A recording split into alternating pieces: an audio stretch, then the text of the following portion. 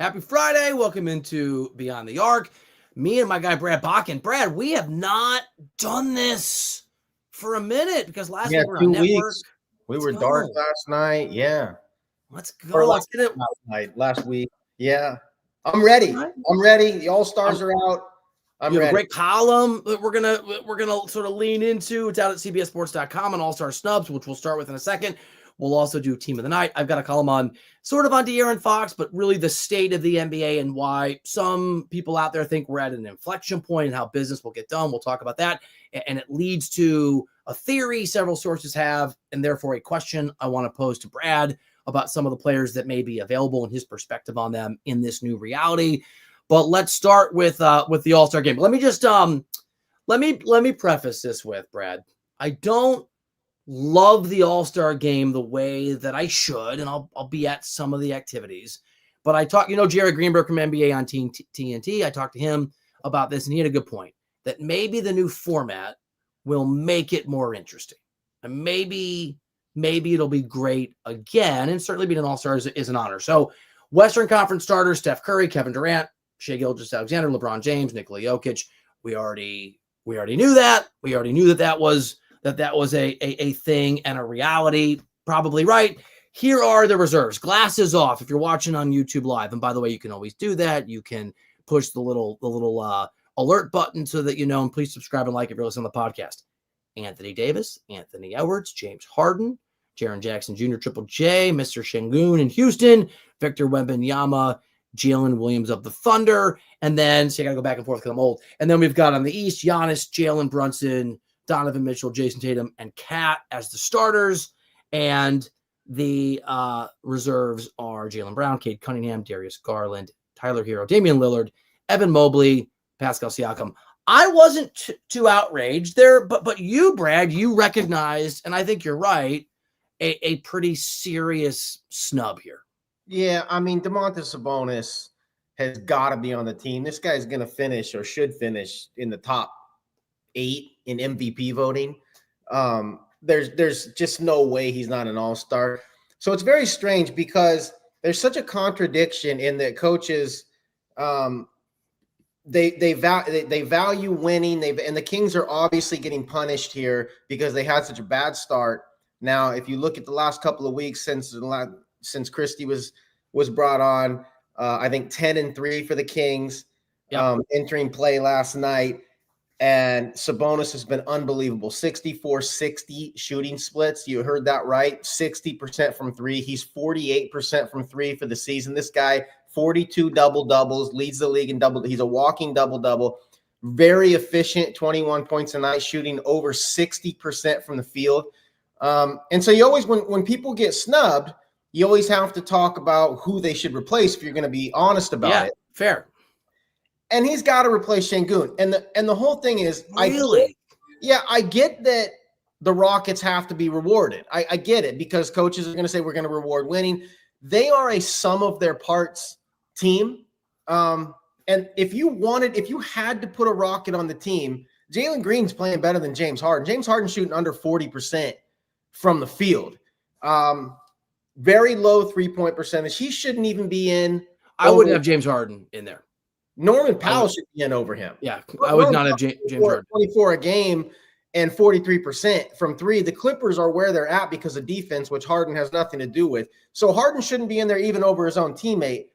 So if you wanted a Rocket, I would have put Jalen Green. But Sabonis, and he just doesn't get any respect. He really doesn't. He gets overlooked all the time. He's almost halfway fallen into an empty stats category. And it's, man, that guy, the way he screams, he's great. You made the best point of all is that so there are 5 names every voter puts on their MVP ballot. Then obviously sort of, you have the list that comes out.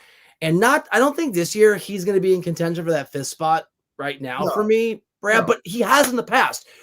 I don't think I've ever voted him top 5, but there are years where he's had years like this where I've sort of been, and he's not there, but you're right. He's kind of on the periphery. Yeah. He's a top 10 player many of the last few years when you're evaluating it as value, right? As the MVP conversation. Can I gently push back on the Şengün thing? I would have left Jalen Williams off my list. I will say this.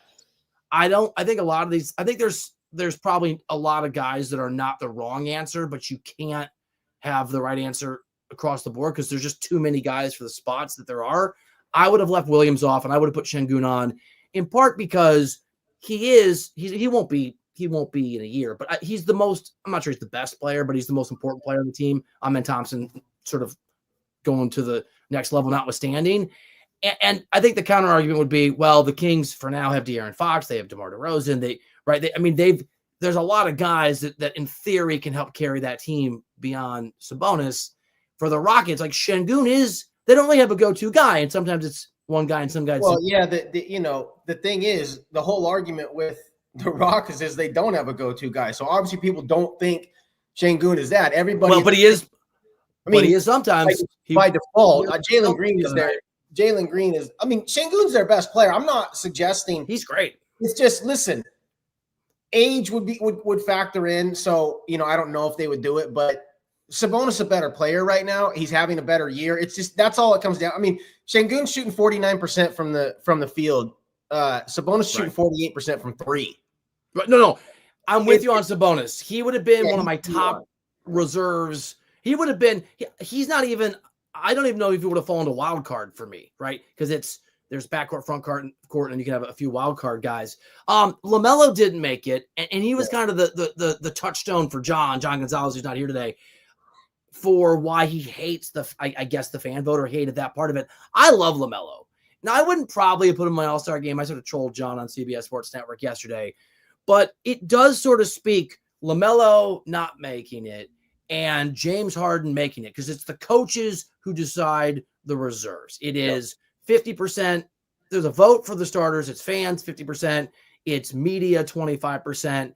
And I'm totally blanking on the other 25% right now. Is it the players? No. Players. Yeah, players. But that's only for the starters. Right, I'm here for the starters. For the reserves, It's purely the coaches. So I think we've made some progress in how the process is done.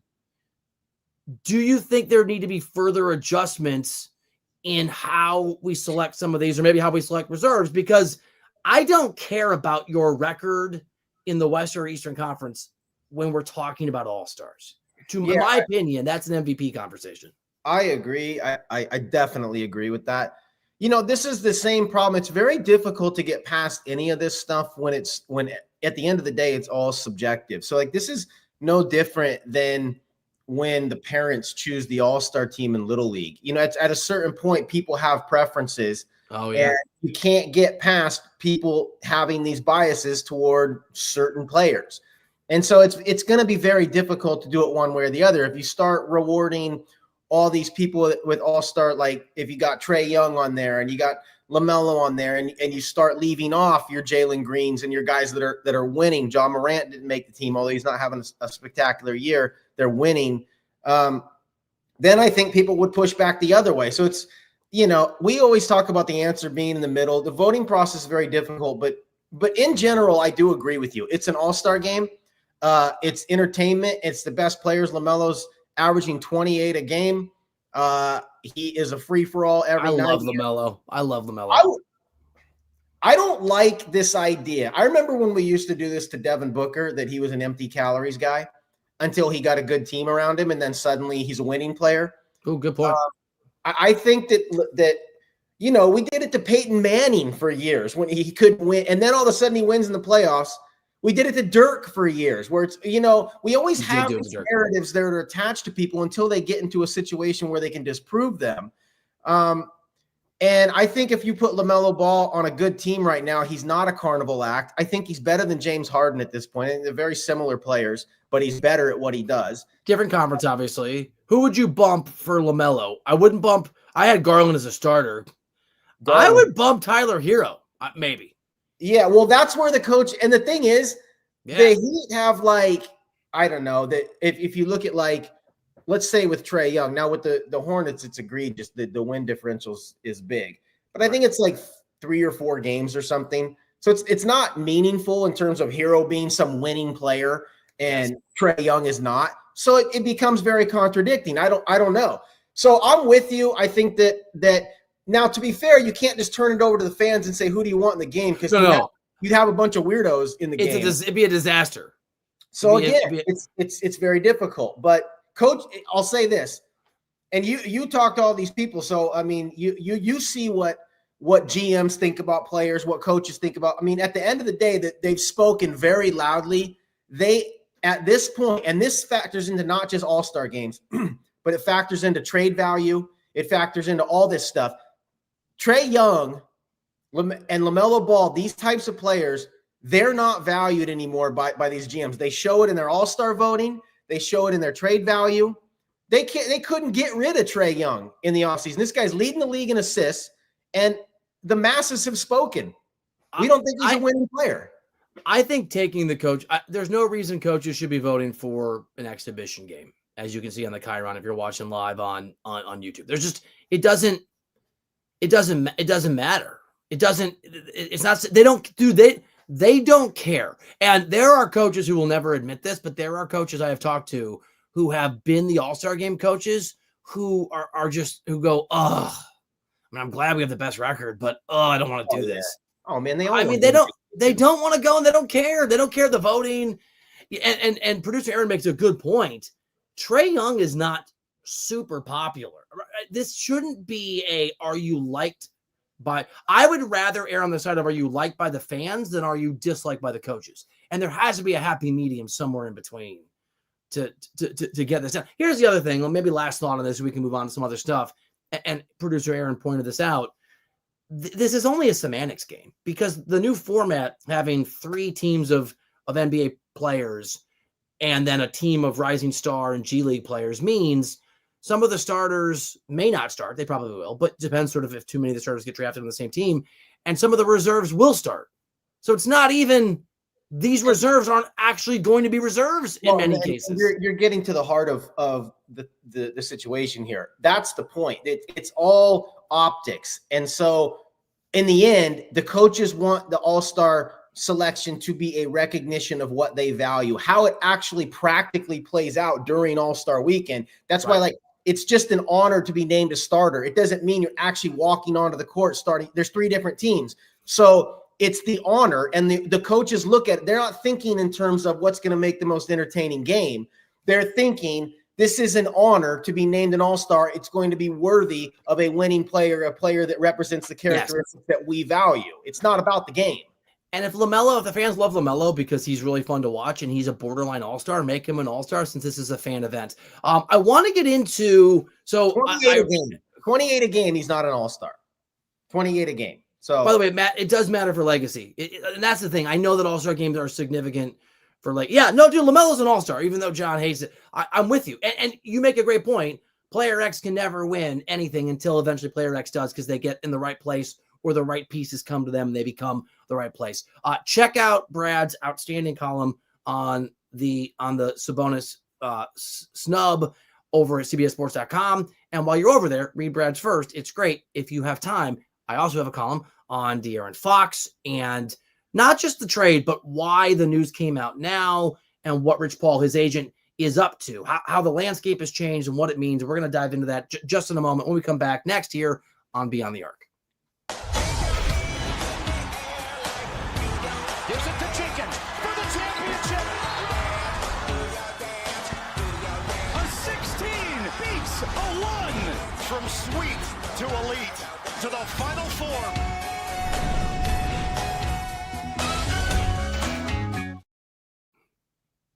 Okay, welcome back into Beyond the Arc, live on YouTube, or, of course, available to you wherever you get your podcasts. Please subscribe, leave a 5-star review, tell your friends, spread the word. Brad, for young, aspiring NBA insiders, I'm not young, I wish I had known this earlier. Turns out the easiest way when you can get these folks on the phone around the NBA to get them to just talk nonstop is to present them with the Washington Wizards Bradley Beal no trade clause, and then they'll just ridicule that organization, and then they'll talk to you for 40 minutes about everything on earth. It was crazy how much blabbering there was, in a good way, for folks that are watching. So I talked to a ton of people initially for a Bradley Beal column, just really trying to assess, which meant making fun of how Beal got the trade clause and how people view it. And the answer is with contempt and ridicule. But then we ended up talking, me and these sources, about a bunch of stuff. And something else that came up a lot in the De'Aaron Fox stuff was interesting enough, I thought that I'd write about it. And I want to kind of break this down for you and get your take. The view out there that one person in particular pointed out, and then several others reinforced, is that the way you have to see the De'Aaron Fox news is not the typical, it's trade deadline time next Thursday, 6 days from now, and therefore there are trades. That what was explained to me is that the aprons, I know this is kind of in the weeds and technical, but the new CBA that's now in place has first and second apron levels. If you're in this, and they're progressively restrictive in what you can do. And if you get to the second apron, as you know, Brad, there's all these restrictions, including you can't aggregate salaries that level. So it's really hard, for example, to bring in a Jimmy Butler. You cannot do that unless you move a similar sized contract. That is Bradley Beal. And so Bradley Beal is totally gumming up the works with that no trade clause. And what guys told me is, look, what's going on with De'Aaron Fox isn't De'Aaron deciding I want to move now the way that, say, Carmelo Anthony did back when he wanted to go and then went by the deadline. This isn't the old, I'm a player and you're going to send me where I want. What was explained to me is that Rich Paul, who's a savvy agent, CEO and founder of Clutch Sports, understands now and early in a way that some agents don't and many players don't. This is a view that was put to me, that the player empowerment movement, if not over, is greatly reduced, that the NBA got one over on the NBA Players Association by getting these aprons in, because the second apron creates basically a hard cap. And that now, if you want to move a guy like De'Aaron Fox, it's not you get to dictate where you go. It's how many teams have the apron room. Among the teams that have the apron room, are they able to win? Because a lot of the teams that have the room, the Toronto Raptors, you don't want to go to. Navigating the new CBA means that you've got to be smart, and smart sometimes means doing what the Thunder, Presti saw this early, doing what the Thunder did in building draft picks. And therefore, I think this is the key point. Someone told me, look, what Rich is doing, what Rich Paul is doing, is he's sending up a flare, a signal to the entire NBA that says, if you're one of the few teams that can be good, that have the apron room for a big deal, and you're thinking about Jimmy Butler, think about us instead. And I think that's right, Brad. I think you're going to see players have less ability, and Jimmy's going through this now, to force their way there where they want to go, unless teams are a lot more diligent about not being over these aprons, in which case there's not as much money being thrown around for these guys. Yeah, and it's all a trickle down. So that's why the Heat are not going to extend Jimmy Butler at the number he wants. So it's not only the team that you want to go to, but it's the team you're currently on. Everybody is trying to plan for that flexibility, whatever flexibility may remain in the second apron world. And they're not, Paul George not getting money from the Clippers. And it looks like the Sixers made a big mistake giving him all that money that's going to extend through 38, 39 years old. It's supply and demand. And that's where let's take Jimmy. You want to go ahead and threaten, dude, I'm a free agent. I'll walk for nothing. Yeah. Okay. What team's got the money to sign you to the money that you want next year? So if you lack options, and that's what all this is about, to your point, if you don't have enough options to hang as threats, your threats are empty. And I think so. I think you're definitely right about that. And you're right. If you sign Jimmy Butler to the deal that he wants, the reality is a level of inflexibility that we're seeing can cripple and crush you. You don't want to be the next Phoenix Suns. No. You just and they're, so there's two parts of this. One, the money, but two, it's also we have seen that just going out and taking sort of like the Yankees lazy route to team building, we're just going to buy players. Right. Seen that model not work. So not only does it strap you financially, but it doesn't even make you this guaranteed contender. You might end up in the play-in. You got Devin Booker, Kevin Durant, and Bradley Beal, and you're not even going to make the playoffs. So you're strapped financially and for no gain. Also, it's really working against these stars that think that they're so valuable that any team will just pay anything, go into whatever hole, kill their future, go over all these things, and you're not even equal. You don't even equal winning anymore. And credit wherever it's due. Credit to Rich Paul, who's more known as the agent that forces players where they want to go, and obviously LeBron's buddy and LeBron's agent, savvy. And again, I had a smarter guy than I am. I'm a reporter. People that run front offices are the ones that know what they're talking about. Walk me through And the guy was really, really, really impressed. And this guy's negotiated with Rich Paul, right? So when you negotiate with these power agents, you don't love them, but you might respect them.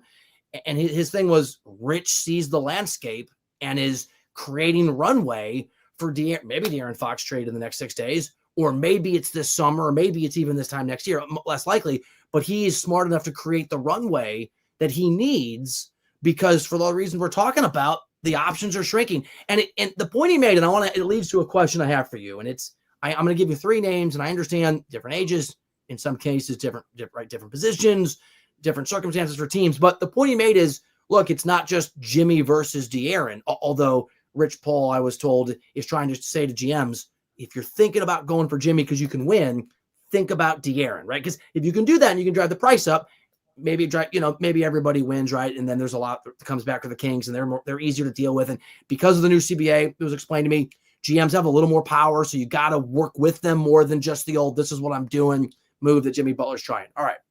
But it's not just Jimmy Butler and De'Aaron Fox who have big deals that are going to want to move. Zach LaVine is somebody that is probably going to be on the move. Here's my question for you. You have the apron room. And I know that teams have varying goals, but you have the room to go get somebody. In general terms, how would you rank Jimmy Butler, Zach LaVine, De'Aaron Fox over, say, the next 2 or 3 years? Because Jimmy Butler might be a win now move in theory, but he obviously wants to get paid. Oh, yeah. So how would you rank? How would you order those guys? De'Aaron Fox. Yeah, me too. No, it's easy. It's easy. It is easy. It is easy. Who's new? The tougher question is LaVine and Butler. I think it's LaVine for me. Yeah, well, so you're talking about guys that because they both make more money than they're probably worth, and Butler's going to want Butler's going to want more next year. Butler, to our All-Star conversation in terms of winning perception, he's and proven to be a winning player. Zach LaVine is seen as an empty calories guy, but he's been very good this year. Very good. So he's only on the books for 2 more years. It's a lot of money. I think like very high 40 millions. Yeah. But locker room stuff, having to make that decision on Butler this summer. Yeah, right. I would go with LaVine. Like if I'm the Warriors and you need a second scorer and they both fit the bill. Yeah, I think I would say LaVine's not bringing the defense, but I would rather have him and not all the issues that come with Butler because they're both expensive.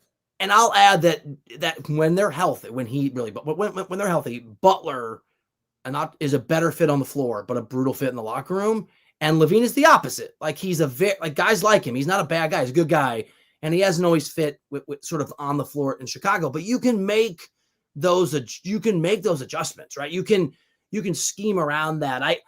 Butler is such a problem and I know a guy who is on his. Maybe you get him for like the 2 years that he's not. Yeah. Well, maybe it's a couple years till he but turns. Dude, I know a dude that's been married 4 times who told me he wants to get married a 5th time. And my answer to him over drinks was, bro, do you? I feel bad for your 5th wife. It's not going to work. Like, stop, shut up. That's Jimmy Butler. Like, it's not going to work. Yeah. We've already seen you're going to have some good times. You might have a nice little honeymoon. Maybe you'll have a stretch. It's not, in the end, it's going to be ugly. Well, that's what teams are looking for, Bill. They're looking for the honeymoon. Like a Lakers or a team they're desperate. The Sixers, the Warriors, these teams that's the teams that you're hearing about in the Butler sweepstakes. It's not the long-term planners that are trying to clean their books and do this like the Knicks and really think it out and strike when it's right. They're the desperate teams. They're the Sixers, they're the Warriors, and they're the Lakers that are just looking to score the honeymoon. And by the way, worry about the divorce later. LaVine 46 next year, then a 49 player option. Butler 49 this year, and the 52.5 million player option. That player option also means that if Butler has the rude awakening that many think is coming, right, for the arc, that just it's not what he wants, but it allows you, if you have him on your team, to hold you hostage another year, and he's further pissed off. Yeah, he's gonna pick the option up if he goes into the market and nobody wants him at the value that he thinks he's maybe. I mean, he's 35 now. But it's a mess all the way around. It is. And the detachment, we talk about the fans and what they mean. We always talk about ratings, and we're talking about the fans through the perspective of all-star voting. There's such a detachment growing in people's financial situations, with inflation and all these real world things that people deal with, like the price of eggs and gas and just life. Like there's all these real world things, and the detachment between these guys crying, Jimmy Butler making $48 million and saying, I don't want to play because you're not going to pay me next year. You're paying me right now, $48 million. The detachment is growing. That's so ego, loud. not money. Yeah, that's about. It's so bad. I'm not valued, not about. Yeah, no, give me a break, bro. I made my kids eggs this morning at 4 a.m. before I left for work, and I literally paused and should I do a fourth egg in the omelet? And then better. At least you had eggs to make. There's no eggs aren't even available at my store. I don't know. They're $1 each. All right, like we're gonna crack $1 like $5 bills in the pan. Unbelievable. I know. I dropped an egg the other day. I basically dropped $1. All right, we're gonna keep it rolling. We'll pick this back up. We'll get to Team of the Night. Brad Botkin. I'm Bill Ryder. Beyond the Arc. Back next in a second. Baby, we are gonna start a fire. From world-renowned clubs Simply devastating. to worldwide stars. Wrexham have done it. This incredible ride continues. The English Football League on CBS Sports Network, and stream every match live on Paramount Plus. All right, welcome back into Beyond the Arc. I forget, if you're watching on YouTube live, you just saw a Paramount Plus Champions League ad. I've got my FC Barcelona. Let's go, Visca Barca. Are you a soccer guy? You're not. You don't look like a soccer guy. No. I think we've had this talk. I love the World Cup, but I love any big event. You look at soccer the way Jimmy Butler looks at the Heat, with contempt and a lack of understanding. I got it. I understand. All right, let's do this. Let's do this really quickly before we get to Team of the Night. If you have any overreactions or anything sort of Brad's bold takes, you can do it. But just best guess at the trade deadline, and preface this with, we don't know, and they don't know in Phoenix if Beal's going to be there. They hope he's not. They in Miami aren't sure what the hell's going to happen, and my understanding is in Sacramento, they'll trade Fox if they can get the right deal in the next 6 days. But if they can't, they're happy to do it over the summer, and that works for everybody. Rich Paul, Sacramento, De'Aaron Fox. So there's mystery here. But if you had to guess where everybody's going to be next Thursday at when the deadline comes and goes, where do you think they're going to be? And I'll give mine too. Okay. I think Butler stays in Miami. Wow. I don't think anybody pulls the trigger on him. By the way, can I just say, sorry, my Miami sources just shuddered, 30 miles from where you're sitting, and they don't know why. Okay. Butler in Miami. Now, the thing is that he may just be, a big enough problem, and that he knows that's the way that they're going to lower their price. But it's possible. You're right. But if we're going to make a prediction, I think that we're not considering that enough. That Riley gets stubborn. Everybody tries to lowball him because they know what a problem he is, and they're just going to force his hand and do a sign and trade in the summer. All right. I like it. I think the Warriors get LaVine, and I think it's probably wishful thinking, but they got to do something to get the big win over OKC to maybe spark there's still some life in this.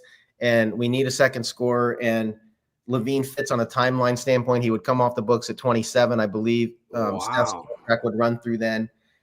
Let's get him to Golden State. Now, Fox is the interesting one because he clearly long-term, he wants to be in San Antonio. This mystery team, he wants to go play with Wembanyama. That's not even really a secret anymore. It'd be a great fit too. Oh, it'd be amazing. It'd be amazing.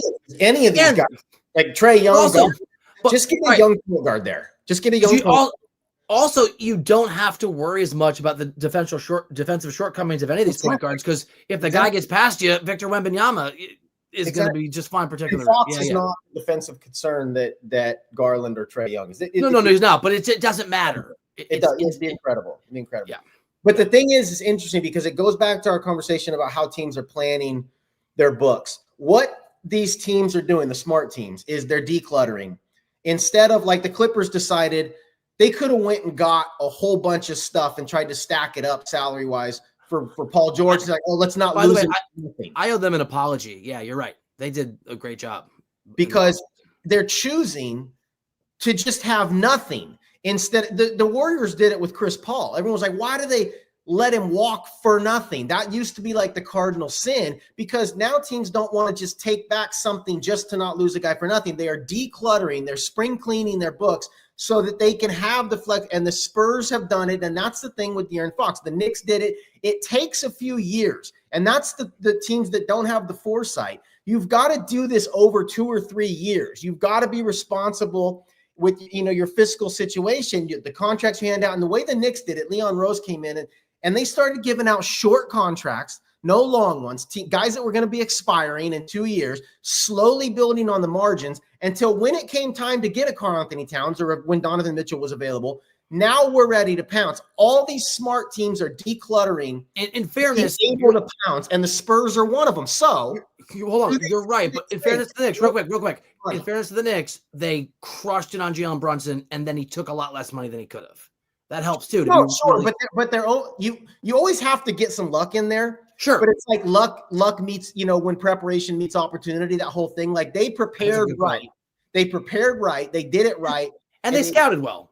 They knew what Brunson was. That's the key to this. And San Antonio has done that now. Their books are going to come very clean. They could just sign Fox as a free agent, I believe, in a couple of years. So how much do they want to give up now? Yeah. Houston, the other team where he's from Houston, the other team that obviously makes sense, they need a go-to scorer. They have also done this right. Like Sam Presti, they have built around young, cheap contracts. And now they're ready to strike for their one big guy. He fits there as well. Don't sleep on the Nets. I talking to people there, they're aware that you could, I'm not saying he's Shea, but you could bring him in and with all the assets they're accumulating, build around him. Yeah, I don't know. The Nets should have learned their lesson by now of splash signings or splash trades. They need to do this slowly. Let me give you a little reporting. This isn't huge, but I think it's somewhat interesting. The Kings want to win now, right? They're under a sort of, they're not going to, but they're not, draft picks from San Antonio are not that valuable to Sacramento right now. That's not what they're interested in. So they'd have to be able, as I understand it, to have some confidence that they could pretty quickly turn those. There aren't a lot of players on the Spurs roster that, there are a few, but probably picks would be the primary thing that bring De'Aaron Fox. And so they'd have to turn those picks around if they're going to make a trade in the next 6 days. They'd have to know in the next 6 days they could go out and get something. But a Cam Johnson to 3-way trade involving the Nets, where some of those picks get rerouted to Brooklyn, and he goes to Sacramento, and De'Aaron Fox goes to the Spurs, I think is probably the most likely outcome if a trade happens in the next few days. Because just worth noting, the Kings, unlike some other teams that are out there, because the Spurs have a ton of picks to offer, a lot, but that isn't what Sacramento wants today. In the next 6 days. Well, I'll tell you this. It's what I want. If we're talking about let's make the second half of the season post All-Star fun. De'Aaron Fox on the Spurs is suddenly like, you do not want to see that team in the playoffs. No, they can make the play and win it and win a playoff series if they catch the right. I think he ends up in Houston, which is going to be my team of the night. They lost, but they are so good. And I just think, in the end, Sacramento, if and it seems like that's the way the wind is blowing. Imagine getting rid of Halliburton because you have Fox. Like, we don't have two of these guys. And then you lose Fox too. It's brutal because Sacramento's a good, I was on them at the beginning of the year. They started off like crap. I was on them too. Yeah. Dude, they're a good team. And I wouldn't mind them keeping him and making a run. Let me give you two things that'll be seen as hot takes. They're not. I just want, and you can respond to which they're different, but you maybe think of them. It's really interesting. One, we don't talk enough about the fact that every time DeMar DeRozan goes somewhere, things go badly. And when he left Toronto, I know it's quiet, but Kawhi could actually not be Humpty Dumpty. They won a championship. I mean, I did not love the DeMar to Sac. I'm just saying it's something other people have noted to me. And then here's my it might be a hot take, but I don't care. If De'Aaron Fox gets traded to the Spurs in the next 6 days, and I think the Spurs will make the play in that case. And if, the machinations, if they'd have to get higher than 9-10, but if they played the Rockets in the playoffs, I could see a De'Aaron Fox Wembanyama Spurs team already beating this Rockets team in the postseason. I'm just going. No question. Because that Rockets team is not going to be as good as people think in the playoffs. They're not yet, not this year. Oh, no question. All right. I don't know. No, I mean, they could. I'm not saying. No, I'm not saying they will. more ask like, could they beat like the Mavericks? Yeah, Like, they're not being the Thunder. If the anyone. Thunder, Yeah, I'm with you. The Rockets are beatable by anyone. I also think they could beat anyone. They're a wild card. It's the old. They can beat anyone. They can't beat everyone. Right? You got to win 4 times. Oh yeah, they're not going to win the title. No, but they can beat anybody. They just can't beat everybody. Yeah. Oh yeah, they're not going to championship. But De'Aaron Fox to the Spurs. Problem. I think Houston's a problem, but they're not going to win a title. But they're a problem. They're really, really good. But so like the Thunder, I said this to John the other day. The Thunder losing last year in the playoffs is the natural historical course of things for future championship teams. You don't just have a young team play really well, be one of the best teams, and then win. You have to sort of go through this separate process in the playoffs. The Rockets are going to go through that this year. They're going to lose in the first or second round, and that's going to be okay. That's going to be part of their step toward being a championship level team a year or two from now. I probably agree with that. They're not. I don't think they're going to go to the conference finals, but no, I don't think so. I think we have to kind of narrow down on what it means that they're not ready. Like, okay, OKC last year, they think they were one win from the conference finals. Like they very easily. But they were awesome last year too, and so we very easily could have been. Well, I guess they were ready. Like won a couple shots that whatever. PJ Washington got fouled in the corner, and I would argue probably ready last year.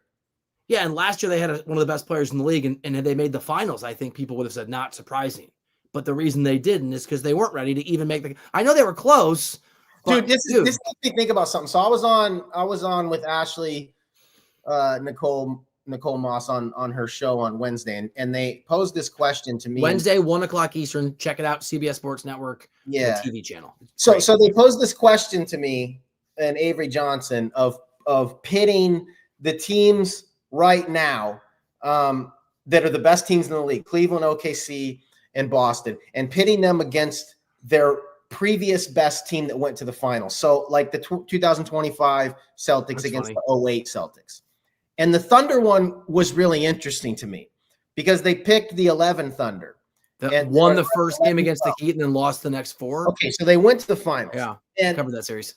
I can't remember what steps that team went through. If Aaron can look it up to get to the final, what they had done in the they did in terms of their steps. But Harden was a rookie. I believe he wasn't a rookie. I think he was his third year, but he was young. He's in the league. Durant was a young player. Westbrook was a young player, and it was like, what made that team ready, or were they just so talented? And but they weren't ready. They got smoked. Hold on. They made the finals, but they won if I remember right, they won the first game against the Heat, and the Heat had been battle tested because the Heat the year before had collapsed against the Mavs. Because they, even with LeBron and Dwayne and Bosh, they weren't ready. So like it's a matter of degrees of readiness, right? It feels different at every level as you ascend. The Thunder weren't ready. They eventually broke up. If they hadn't broken up, that collapse or sort of losing 4 straight games, games 2 through 5, they would have won multiple championships because of it. So that's you're part probably of the right. Look, you're probably right. I guess I just err more on the side of it's not that team wasn't ready; it's that the other team was better. But those are the same thing. No, yes, it is. It's a zero-sum. I think it is.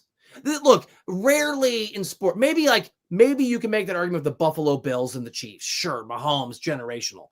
But I think a lot of times it's both. I don't know. I mean, there's teams that need to gain the experience, need to go through the battles and do the whole growth thing. To your question, Thunder the year before lost in 6 games in the first round, but they lost to the Lakers, who I think won the whole thing in 7 over Boston, right? In 10, that'd be 2010. Am I doing that? No, that's not right. No, because the 11 was no. The year before, yeah. Look. I mean, my point in bringing that up was I think that was a team, if I remember correctly, that we would have said, "Is this team ready? Is this team ready?" And it's like I think they just ran into LeBron James, and I think they were ready. I think they were ready. Oh no, they weren't ready. I completely disagree. I think. Yes, they ran to LeBron James, but they won the first game. That was such a talented team. That's right. The Thunder lost to the Mavs team that won the finals in the West Finals the year before their finals loss. That's right. So they were taking the steps. They went that's a big step. Finals. That's a big step. And then look, dude. And the other thing about that Thunder team is Kevin Durant, it turns out, is an all-time great player. Like one of the great players of all time. Shea's amazing. He's not that. The Rockets don't have that. And even still, the Thunder wilted after winning a game against the Heat in the playoffs. It's not as if a really talented team that was a big, as you said about the Rockets this year, the Thunder weren't, bigger than the sum of their parts. Their parts were historically incredible. They had 3 future MVPs on that team, and they still couldn't do it because I think they just hadn't gone through the steps enough. And the Heat, it can be both. It's interesting, though. I just believe in talent. Look at the Celtics. Look at how many times the Celtics got close, lost to the Warriors a couple years ago, almost got down 3-0 against the Heat. Remember that? And then made that comeback, but couldn't win Game 7 of Boston. Jalen Brown and Jason Tatum were making conference finals before Kyrie showed up. It took them, and after he left, it took the Celtics forever to break through. Yeah, if you have like rookie players, like when Brown and Tatum were really young, then I agree that like, dude, they got to grow, they got to get older, they have to become better versions of themselves. But when you've got these teams like that just haven't gone through the steps, but they say like, let's even take like the Kings, okay, like when when we thought they were on this great path, they get to the playoffs. I think they were a 3 seed. And they run into Steph Curry and the Warriors, and everybody says, they just had to take their lumps. I don't think that was like a young team that needed to grow. Was that? I just think they weren't good enough yet. Steph put 50 on them in Game 7. Was that 2 years ago? That was 2 years ago. Yeah, and so those are the type of teams that I tend to look at and say that's not a situation where they just need to go through their playoffs. But they weren't. Here's the thing. They weren't good enough. They weren't good. No, I'm not talking about every team. I'm saying the teams that are eventually going to get there aren't going to get there overnight. They have to go through the process. And you're right. Being able to recognize the difference between you're not good enough and you're not ready is only answered by history down the line. The Thunder are going to win championships. I don't know if they're going to win this year. This Thunder team is going right. You never know. It's hard to do. And I think the Rockets can. I mean, if you made me guess now, it's so tough because But if you got pretty good odds, you give me plus 250 or something that they're going to win a title with this core in the next 6 years, or plus 300. I wouldn't take that. So that's it. I wouldn't take that. I think I would. I don't. I think 3-1. I would, and only because there's so much damn talent in the league. Like it's just winning the title is crazy. Luka can't win a title right now. So but this team is better run than the Mavs have been, because the difference is if it doesn't work in the next couple of years, the Thunder, I think, are the model. They were so smart. Last year, everybody said at the trade deadline, a year ago today, basically, got to go get a big name, And Sam Presti knew, no, this team might be good enough to win it all now, just in a year or two. And if they're not, then I can go get a name. And he did it. Like he got Hartenstein and Caruso in free agency, but that's different. He still has all these assets, and the Thunder may win this year anyway. The Rockets are at the same position, but behind, I think. They can sort of evaluate in the next year or two if they're good enough. And then if they're not, then go get whatever version of whoever the big name is that's out there. Have the apron room, have the assets, right? But let this cook a little longer. Yeah, listen, you're totally right about that. If you can follow the Thunder's blueprint, follow it. But like I said earlier, that you have to declutter. The Thunder have been doing this for years. No, you're right. You're right. They've been shedding well-run years. For years. You have to see ahead and do this. The Rockets are now doing it the right way. They got the coach in place. They got the young talent in place. They have the assets to move. If they want to move, they got their picks back. So they're being smart about it. So they're in position. I don't know if that means they're going to win, but they're putting themselves in the right position. The Thunder remember, they got rid of a franchise icon in Russell Westbrook to start doing this. They got rid of Paul George. Now that their hand was sort of forced, but they have not been afraid to make moves in the short term to set up the long term. And will other teams do that? To your point, I didn't put this in the column. I should have today about sort of the new landscape that GMs and agents see out there. But I think in the next 5 or 6 or 7 years, in a way that's not been true, it's been true the last 2 or 3, but not been true for this century. The critical factor to success is not going to be you have the star. Yeah. Although that helps. I think it's going to be you have the best GM. I think the model now is going to be which teams are well run or are really, really, really well run. Sam Presti is the pinnacle of this, but there's other examples are going to have a huge advantage because this is going to operate like a hard cap, the second apron, and navigating this world, drafting properly, developing your players, knowing when to move on from a Russell Westbrook, understanding, recognizing if you're Leon Rose, what Jalen Brunson's ceiling was in a way the Mavs didn't, recognizing what Shea could be in a way obviously the Clippers didn't for Sam Presti. Those things I think are going to have such huge significance in a way they didn't even 3-4 years ago with the CBA. And you know what's interesting, Bill, is all these teams are trying to do that. They're trying to see value because the obvious value is what costs. That then you're going to pay a premium. So they're trying to see the money ball value in a Brunson or whoever. Right. And it's making teams like, say, Golden State, like, God, what if Kuminga, they're scared to give up what could be a very valuable piece. I like Kuminga. John doesn't like. Yeah, he's good, but it's what you think he's going to be. Like, is he going to be your franchise guy? There's a lot of examples like that. But like, say with Houston, and before Jalen Green went on this heater, I think there was an absolute, like, they've got Reed Shepherd, and it's like, Jalen Green, do we move him? Is he our P? Is he our future franchise point guard? It's very, very delicate to give up these young players because you need to have one of those hit. They did it in Oklahoma City, sent that dude to Chicago. Here's the thing, and Presti said this last year, producer Aaron pointed this out. What was the quote? It was, we haven't even finished our breakfast yet.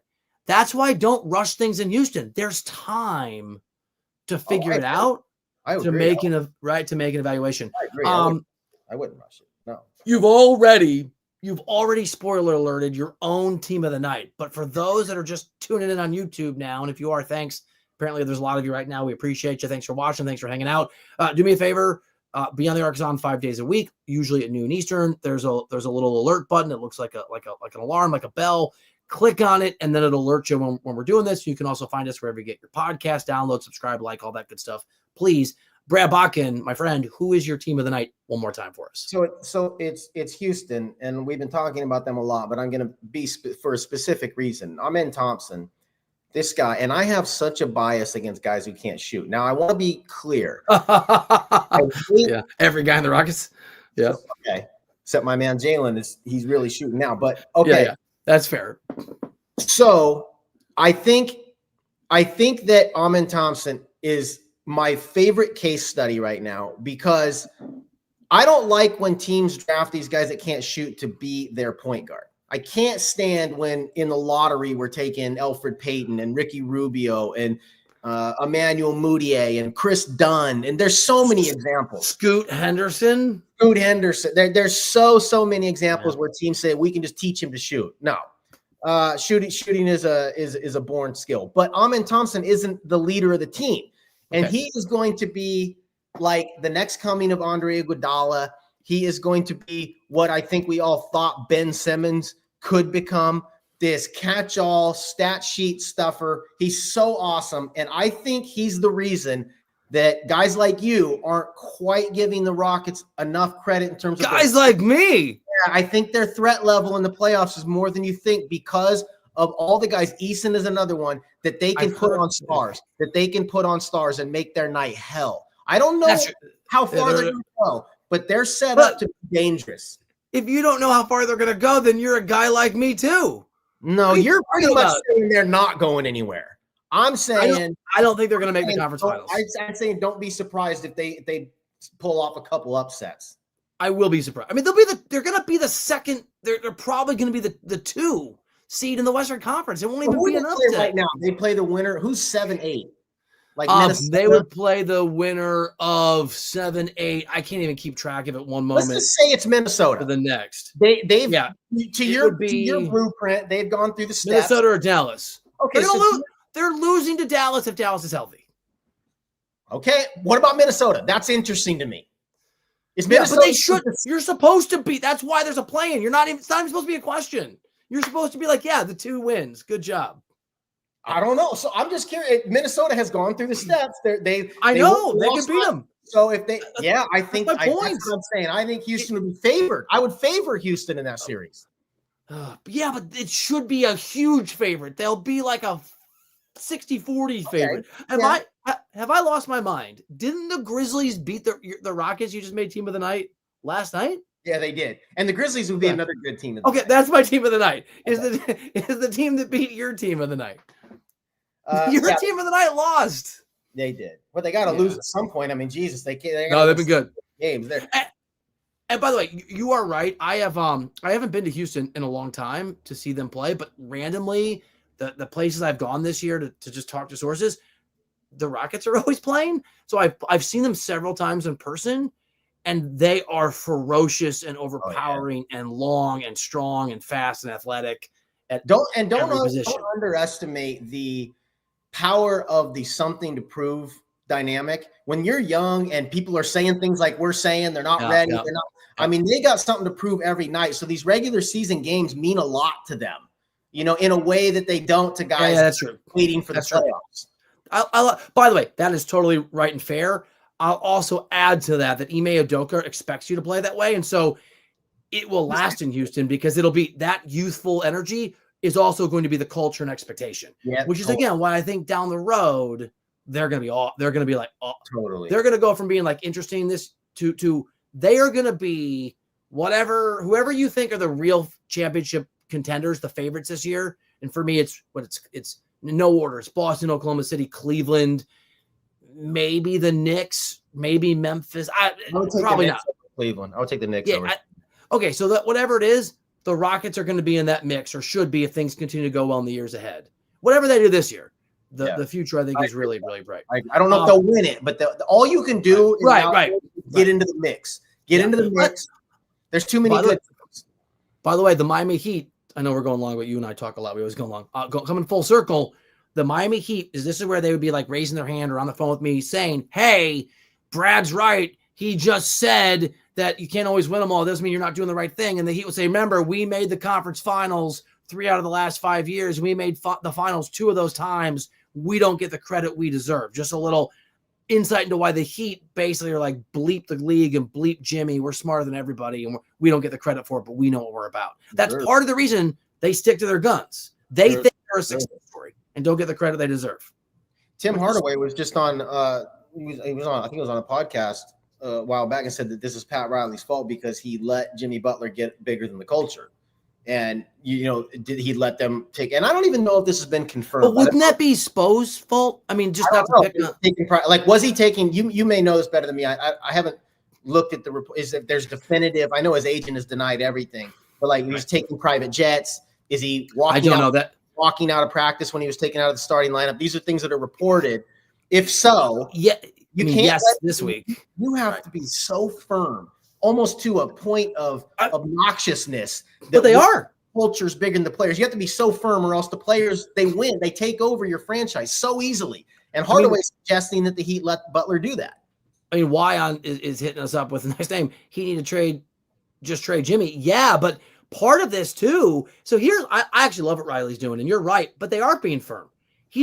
This guy's missed 20 games, not all from suspension. In those 20 games, the Heat are 10-10. They're basically the same team with and without him. And so that's the hard line. And then to the person who's listening, thanks for hanging out with us here on YouTube or Twitter, however you're listening. I also think that part of the Heat reasserting the culture or making the culture first is you can't bend over backwards to Jimmy, in part because then the next guy can get one over on you. The fact that Riley's willing to call off his nose despite his face actually makes sense here, I think, to a degree, in part because they're basically the same team without him, but in part because he's putting the culture first by not doing what most GMs would do, is just get pennies on the dollar to get something in return, because Riley's playing the long game. Whatever his shortcomings, they must, if they don't trade, which my prediction is it's a very thin prediction, but if he stays there, they've got to be thinking about, they've got to have a sign and trade up their sleeve.